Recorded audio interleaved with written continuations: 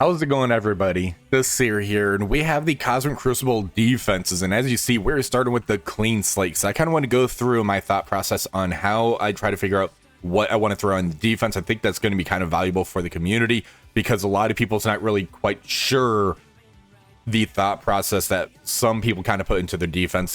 Some people just kind of throw something out there, and I want to kind of help you guys out. So we're going to kind of do this together, and I do have kind of a set teams I think could work in each room. So let's go ahead and discuss this together. So for stage one, this is teamwork, and in here on offense and defense, skirmisher characters on ally turn will be gaining assist now. Now there are certain teams and characters that do shut down the assist mechanics. The most well known is going to be Echo. Other teams that could do this are Starjammers and the Accursed. So you want to put something in here. However, you don't want to have it to where those teams just walk over it, and if you do pull those, you're not losing anything too valuable. So there's two teams I kind of thought of right off the bat. The first one is going to be an Illuminati Black Knight, and could do something like an Old Man Logan. However, this would end up pulling something like a Cabal team, or the Superior 6 team, because we do have counters for this one right now. The Night Stalker's Old Man Logan, this would be the one that kind of pulls a Cabal. Basically, you're stopping Old Man Logan, then you can kind of go over and just kind of walk over them. But I do think Night Stalkers is a really good option they could end up throwing in here, and you're not going to really miss it elsewhere. I do think Night Stalkers could work well in another room, which we're going to be talking about later on. Now, if you do want to go with something like this, then you could do like a remove Old Man Logan.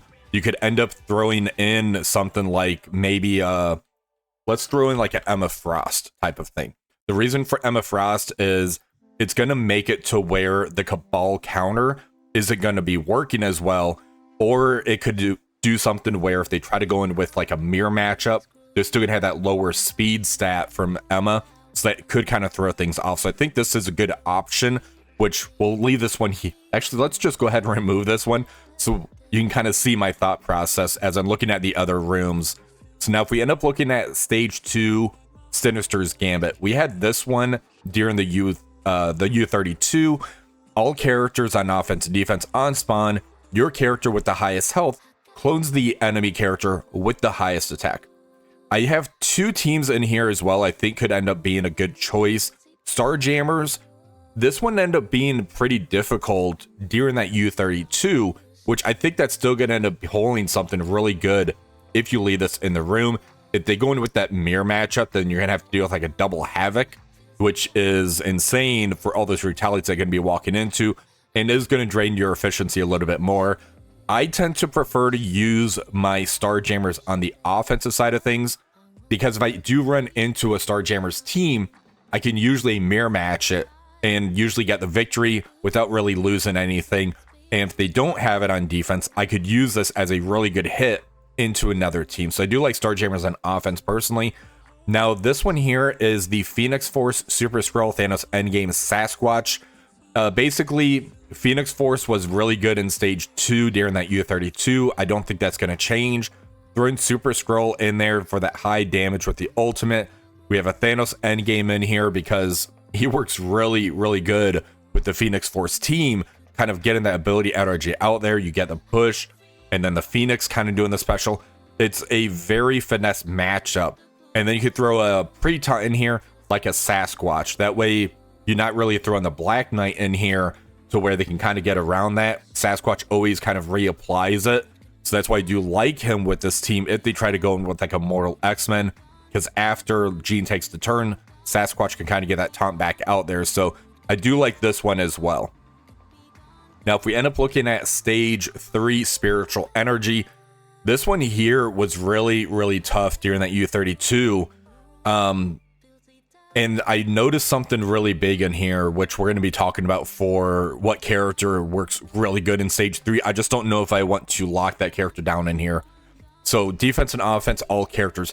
Anytime a character gains energy from an active ability, they gain +1 extra energy. This is going to be something like a Captain Sam. Hitmonkey, I believe, gains ability energy as well. They can kind of double dip into that. I think that's on his ultimate. When an enemy character dies, ally characters gain +1 ability energy. and ultimate abilities cost +3 more. This is the big one, making it to where ultimates cost 3 more, and as you start killing them, you're giving ability energy back to them. This combination right here is the tough one that you really want to lean into. Now, what teams could end up working in here? So if we end up going over to stage 3, I think a Mephisto, Null, a 2-piece Annihilator, and a Black Knight. I think this is a really, really good defense in here, especially with all 6 rooms being in there. And you can kind of see Mephisto Null is pretty popular choice. I think that's going to end up being in here. Or Mephisto, Phoenix Force, Odin, Kingpin. This was a really tough one as well to try to get through. Now, as you see, I Mephisto on all of these. On multiple of my matches, I faced Mephisto in here.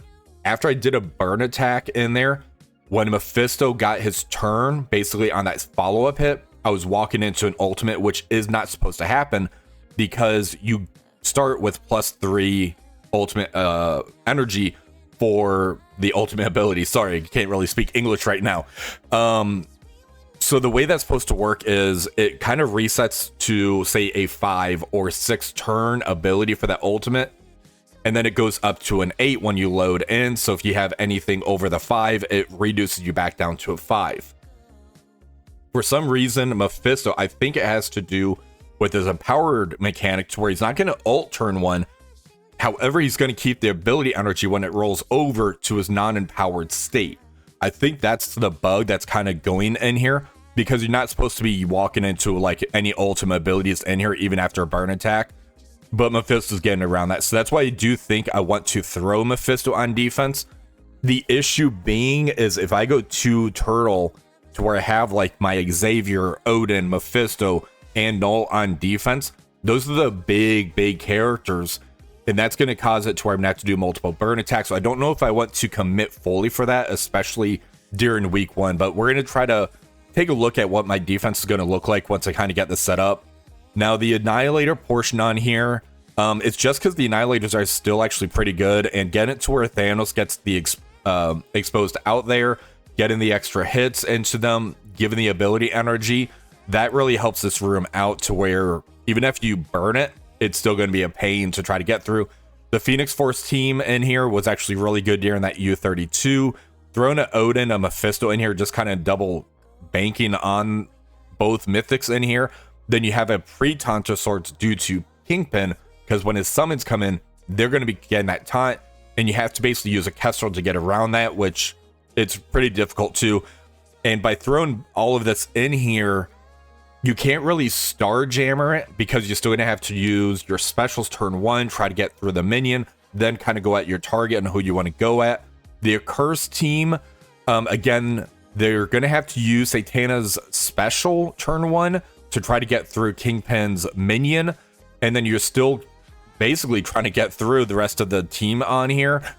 So I don't see a one-tap option if you try to use those 2 teams on here, which is why I'm debating really investing into that stage 3. I think stage 3 is going to be kind of a key to getting your victories during this season of Crucible. Now, if we look at stage 4, Solar Annihilation, this one here, you can go 2 routes. You can lean into the room rolls or treat it as a dead room. So basically in here, Annihilator characters are going to count as Star Jammers. If this was tied to the global rule, this would be amazing, but tying it to one room doesn't really do too much for me. So basically the thought process behind here is because the Annihilators count as Star Jammers and not the other way around, if you're going to go defense on the Star Jammer team, this is where I would prefer you guys actually put this. I think Gore is an amazing choice for this, where you drop Rocket Raccoon, throw Gore in, because Gore is a very fast character, and making it to where he gets the extra speed and turn meter through Havoc and Howard is going to make Gore insane. He's still going to ult turn 1, which is going to be massive damage out there. I believe he's going to end up going before Havoc, if I'm not wrong about that. So I think it's going to be Gore, then Havoc, then it's going to jump over to Howard, Lilandra, and then Groot. Basically Groot reducing those negative effects with his ultimate in here. The issue being is I think a full Starjammer team, or you could still mirror it, and that could end up being a thing. Thanos endgame, I think, could work in here as well, to where you kind of get the exposed out there with Thanos, and then you are feeding a lot of ability energy to the Starjammer team. I think that could be a good choice. I wouldn't lean into the Gladiator portion on here. I just think Groot is better. Technically, if you want, you could probably drop Groot, throw Gladiator there as well. Then when Lilandra gets pushed, you have 2 Gladiators. That's not a terrible idea. I just think Groot's sustain for the team is way too important on that. Now, the reason I have the Liberty team in here, it's basically a bait. This is honestly what it is, because Starjammers struggle so hard into the Liberty team because all the immunities right off the bat. So you can do like a full Liberty team to try to bait them into using Starjammers in here. And they're like, oh, well, I could just use Starjammers in here because I could throw some annihilators in and get the bonuses. And that's really going to mess them up. And then if you want to, you can spice it up by adding like a Super Scroll in here as well. I think that could be more fun than anything. Otherwise, treat this as a dead room. Now for stage 5, while they're down, this one here, you can either treat this as a dead room or lean into the trauma. I was trying to lean into the trauma for theory crafting ideas in here. So offense and defense again, on a successful hit, if the primary target has trauma, perform an ISO attack against that target. So the way this is going to end up working is I have a few options in here. So you have the accursed team, because the global rule, if you end up looking at that, is accursed characters on a successful hit will apply trauma. So basically, anytime the accursed ends up doing a move, they're going to be getting trauma out there. And that's going to end up causing it to where they get the ISO attack as well. So you could end up the Hood. He does his ability that's going to get trauma out there. He's going to do the ISO attack right into it. I believe that's how that would end up working. So you can kind of go more as strikers if you end up doing that in here. Other characters that have trauma. So we have Thanos Endgame Special, Gore to team up with Null. Null's ultimate will be applying trauma to the enemy. Shadow King Special, Black Knight's Retaliate. So this is kind of a trauma team that is not going to be easy to get through. So I do like this team here. The other option is actually a Cabal with Phoenix Force. Now, let me kind of explain this one. So Omega Red Phoenix Force, his special will be applying trauma. If you have Phoenix's ultimate ability, that applies trauma. Leader will be given extra health to the team. Iron Patriot gets extra damage to basically the team. Well, everybody besides Phoenix. Iron Patriot's special applies trauma, and then Super Skrull's ultimate applies trauma. So I think this is a really fun one that you can kind of go with.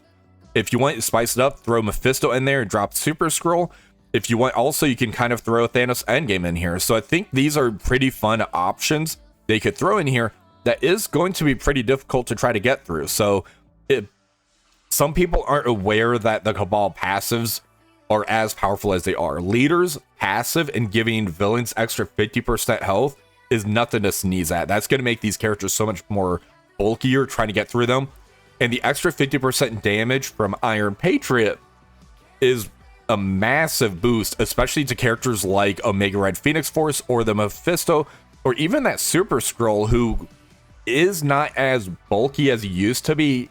So giving Super Skrull like a extra health boost and damage boost, I think that's going to be sneaky good in this room. Now we have my room. So Dacier's Avengers. I'm really happy about this. I really hope they're able to get the coding properly done for this. And we're not really going to have bugs on here. So knock on wood. So offense and defense, all characters. If you have at least one city character on your team, your special abilities are going to cost 2 less. If you have at least one global ally, when you're attacked, allies will be gaining 5% speed bar. And if you have at least one cosmic character on your team, ultimate abilities are going to cost 2 more ability energy for your opponent. So this right here, I wanted something that's going to be fun, something that's going to be theory crafting and kind of get the creative juices flowing, because I really love Crucible and just the theory crafted behind it. So trying to mix all of these up, I think it's going to be really fun, and hopefully you guys are going to enjoy this room roll. So the way I have this one for the defenses. All right, so we have an Odin, Professor X, new Emma, we have a Shadow King, and we have a Kingpin. This is going to give us one city character that's also going to have the on-spawn pre-taunt due to the minion, unless they bring Kestrel in here. We're going to have global characters in Xavier and new Emma. Now, Xavier, he does stop the turn meter gain until he takes his turn. So that's going to stop characters like Kahori from going in there. But once that ends up happening where he takes his turn, he will be getting his speed bar filled up, which is pretty dangerous. We have Shadow King and Odin in here as the cosmic characters. So this is kind of a good mix in here by making it where those ultimates cost 2 more, means the Starjammers aren't going to be ulting turn 1, which takes a massive weapon away from the Starjammers team. The Accursed, they're not going to be able to ult turn 1 as well. So I think this is going to be kind of a brick house defense. Now, if you don't have Xavier, a very, very good replacement could be Captain Britain, but then you're not going to be getting that turn meter gain like Xavier kind of allows after he takes his turn. Now, a team that everybody's kind of talking about already off the bat is going to be Night Stalkers with Kahori. This right here is going to give you city characters in Oath and Blade, global characters in Man-Thing and Agatha, and a cosmic character in Kahori. This, I think, is going to be pretty dangerous, and if you don't have an answer for this, that Kahori is going to end up wrecking you, because she's going to be specially in every other turn, which is going to be pretty nasty on here. So do look out for this team. So try to have an answer for that. Use your like Captain Britain for offense if you need to. Cabal's not going to stop it. Immortal X-Men will stop the turn meter, but Immortal X-Men isn't going to be able to ult turn 1. So do keep that in mind if you end up running into this. Other options, we have a Kingpin again as city. We have basically the same team as we have up here, except I end up swapping out, say, Thanos Endgame in here because Mephisto gets exposed out there, meaning you get the ability energy through Thanos Endgame. So I think this is going to be a good option as well. And then if you don't want to use your mythic characters in here, you can go with like a Phoenix Force OG Emma instead of the new Emma. We have a Shadow King or a Kingpin and Thanos Endgame in here. So I do like a lot of these options in here. So I do want to kind of show you what I'm going to be putting on defense now. All right, so let's go ahead and start with stage 1. So the team I'm looking to use in here is going to be the Night Stalkers with Emma Frost. This is the OG Emma, and I'm trying to account for people having Accursed, Starjammers, and Immortal X-Men all in offense. So I want to try to spread out their options on who they're going to punch into in regards to this. Having the Emma Frost in here is just going to stop or really mess up the Immortal X-Men counter in here, meaning they're probably going to end up using like a Starjammer in here or trying to figure out a way to get around the speed on here. As far as ISOs, I do have Blade as a striker because he should be going first. That's going to call everybody in for the assist. Then he's going to end up attacking again due to the vulnerables out on the other side of the field, basically making it to where whoever he targets on that turn 1 is going to be deleted, and that's going to mess a lot of counters up on this.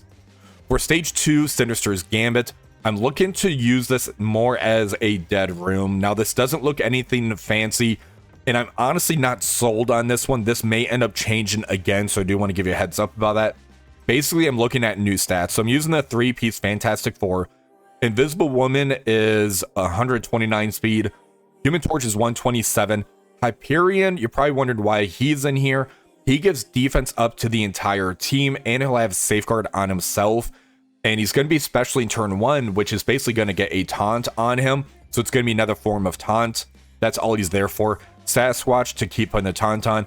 Then I have Thing in here for that massive damage that he has in that turn 1 ult. He is very slow though, so it's going to be unlikely he's going to get his turn, to be honest. Again, I'm using this as basically a new stat room is what I'm doing. And hopefully RNG on who they end up cloning. Stage 3, Spiritual Energy. The team I'm looking in here is going to be a 3-piece Annihilator. I'm putting Black Knight and Kahori in here. Now, I don't know how Immortal X-Men's going to be doing in here because Storm is going to be going first. And then I believe Gore is going to go and take the charges off is typically how that ends up going. So Gore does kind of mess up. Well, Gore's going to be doing a special, which is going to get the ability block. But still, I'm really curious how this is going to end up going. I think Immortal still has a good chance against this, but it's not going to be clean, is my thinking behind this. And basically, if they go in with Starjammers, they're still going to have to deal with the free time and retaliates from Black Knight in here. So we will definitely see how this ends up going on this one. Stage 4, I'm using this as a dead room. I don't want to put my Starjammers on defense because I really like them as an offensive weapon to counter Starjammers that's on defense, or just use them as a very good team to take out other strong teams. So I'm just using this as basically Orcus Dorm. Nothing fancy in here. I do want to keep Liberty on offense. That's why, honestly, Liberty's not over in stage 2. Liberty is a really good team to get burn attacks into like Odin comps. So I do like them on the offensive side of things. Same with Vigilante. So you're not going to see Vigilante on here. Stage 5, while they're down, this is the trauma room. I'm going with 2-piece Cabal, Super Skrull, Phoenix Force. Now, I do have a lot of G20s for tech, so I technically could take Iron Patriot up to G20. I don't want to use my Bio Gear on Super Skrull, and I don't want to use my Mutant Gear on Phoenix. So the only G20 in here is going to be Omega Red Phoenix Force. You're probably wondering why I don't want to take Phoenix up. Even though she is going to be a yearly kind of character revival, no pun intended, but it definitely works. Hellfire Club is right around the corner, and based on the strike time video that they end up doing, well, not strike time, the strike spot video, where they said there's going to be a full mutant team coming. I want to say my G20 probably for the Hellfire Club, and whatever team that mutant team is going to be for the raids, it probably is going to be Hellfire Club if I had to put my money on anything. So yeah, I don't want to use the G20s here. I'd rather save it for the Hellfire Club. Dacier's Avengers room, stage 6. Odin, Xavier, Shadow King, Kingpin, and new Emma. So this one here is going to be kind of my blockbuster room, if you will.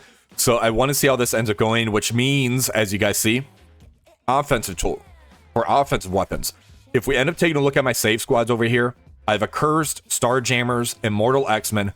I have my Illuminati, so that means I have my Captain Britain for offense. Superior 6 team, Liberty. I have my Vigilante team. I have my Odin cleanup team and New Warriors. Now I have Quasar, I have Britain, Mephisto, Null, I have Songbird, and I have Old Man Logan. So I still have a lot of offensive tools.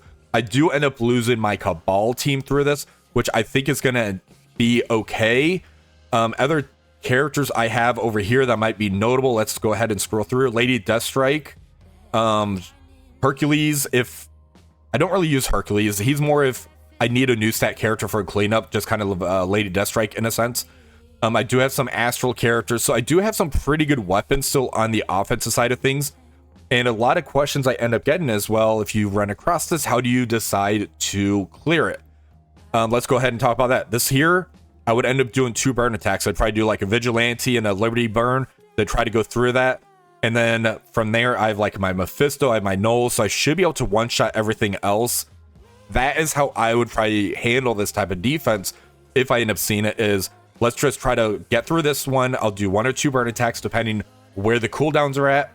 And then we're going to look at the other rooms. But I will try to hop on stream tomorrow for the opening round of Crucible. Saturdays are just way too difficult for me. I can't ever guarantee that. And then we have Sundays. So do check me out on Twitch. That information is in the description below. Hopefully you guys enjoyed this video. If you did, please remember to like, share, subscribe to the channel. Until next time, have one for the rest of the day.